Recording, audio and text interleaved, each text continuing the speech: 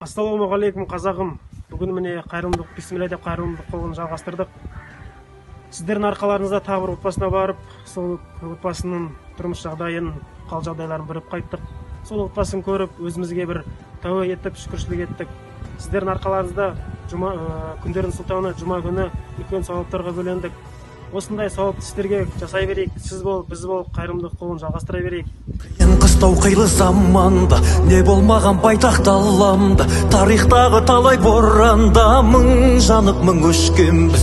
Қашан отпен суға түспедік, бақыт үшін бәрін істедік. Бірлігіміз бойға күш беріп, сан сынақты кешкенбіз. Күлтегіміз қаған білгенбіз, құламаған елміз мүлде біз. Көк аспан мен көк ту астында күн сөнгенше біргеміз. Қыран қазақ беріп кешір Алла,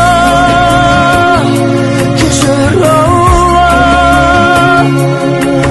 Есіме ала алмасам тасыған кезде, кешір Алла, кешір Алла. Өзіңнен алып шықтық құламай, аштықтан да өттік жыламай, бәйтерек боп биік сұламай, майыспадық сан.